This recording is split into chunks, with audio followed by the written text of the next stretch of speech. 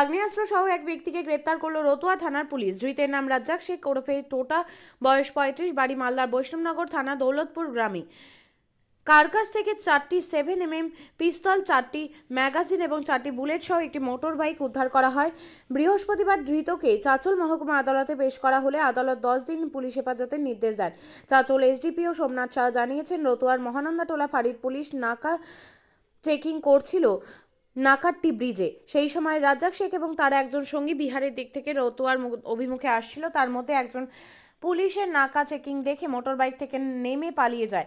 তাতেই পুলিশের সন্দেহ হয় রাজ্জাককে মোটর বাইক সহ ধরে ফেলে। তার কাছে তল্লাশি চালিয়ে 4টি 7mm পিস্তল, 4টি ম্যাগাজিন এবং 4টি কার্তুজ উদ্ধার হয়। পলাতক অভিযুক্তের খোঁজ চলছে। পুলিশ আরও জানিয়েছে, তারা বিহার থেকে আগ্নেয়াস্ত্র এবং কার্তুজ এনে এপারে বিক্রি চক্রের সঙ্গে যুক্ত রয়েছে। এই পাচার চক্রের সঙ্গে আর কারা যুক্ত রয়েছে এবং অবৈধ অস্ত্র কোথায় পাচার করার উদ্দেশ্য ছিল, পাশাপাশি অপর পলাতক ব্যক্তির নাম পরিচয় জানার চেষ্টা চলছে। তিনি আরও জানিয়েছেন, বেআইনি অস্ত্র কারবার রুখতে বিভিন্ন জায়গায় পুলিশের নাকা চেকিং চলছে। যেহেতু বিহার থেকে বাংলায় অবৈধ অস্ত্র ঢুকছে, তার জন্য বিহার পুলিশের সাথে যোগাযোগ রাখা হয়েছে।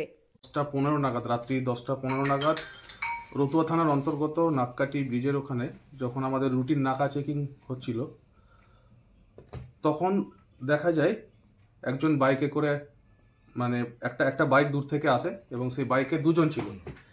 এবার নাকা চেকিং হচ্ছে দেখে সেই বাইক থেকে একজন নেমে পালানোর চেষ্টা করে। তখন আমাদের যিনারা ছিলেন, অফিসার যিনারা ছিলেন, ওনাদের সন্দেহ হয় এবং পুরো বাইক চেক করা হয়। এবং বাইক চেক করে তখন দেখা যায় একটা ব্যাগ থাকে এবং সেই ব্যাগের ভিতরে 4টে 7mm পিস্তল থাকে আর 4টে ম্যাগাজিন, আর প্রত্যেকটা ম্যাগাজিনে একটি করে অ্যামুনেশন লোডের অবস্থায় ছিল। এই যে অবৈধ যে আর্মসগুলো আসছে, বিহার যোগ থাকছেই হামেশাই, এটাই দেখা যাচ্ছে স্যার। এভাবে এটাকে কিভাবে রুখবেন আপনারা?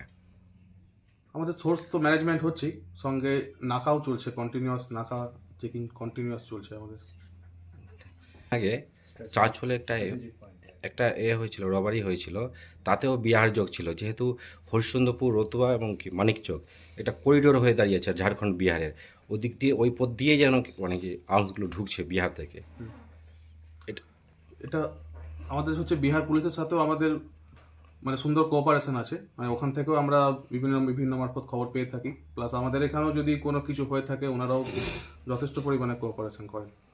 এই যে অবৈধ আর্মসগুলো ঢুকছে, আগামীতে 26-এ নির্বাচন রয়েছে, সেই কি নির্বাচনকে মানে এই কিছু আমাদের তো চলছে কন্টিনিউয়াস নাকা চেকিং চলছে, যাতে এই অবৈধ আর্মসের কারবার যাতে দিন দিন কমে। কি স্যার বাংলাদেশের সাথে যুক্ত আছে এখানে, এই আর্মসগুলো বাংলাদেশ যাবে এরকম কিছু আপনাদের কাছে কোনো ইনফরমেশন? এখনো পর্যন্ত ইনফরমেশন সেরকম নাই, ইনভেস্টিগেশন চলছে, দেখা যাক কি তথ্য পাই। শিক্ষাই জাতির মেরুদণ্ড। ছোট ছোট শিশুদের প্রাথমিক শিক্ষা পরিপূর্ণ না হলে আগামীতে সেই শিশুরা সঠিক পথে চলতে গিয়ে হোঁচট খায়। শিশুদের এই শিক্ষার প্রয়োজনীয়তাকে সামনে রেখেই গত 1 বছর ধরে পরিষেবা দিয়ে চলেছে জিনিয়াস এডুকেয়ার একাডেমি। শিশুদের অত্যাধুনিক শিক্ষায় শিক্ষিত করে তোলার একমাত্র বিশ্বস্ত প্রতিষ্ঠান এই একাডেমি।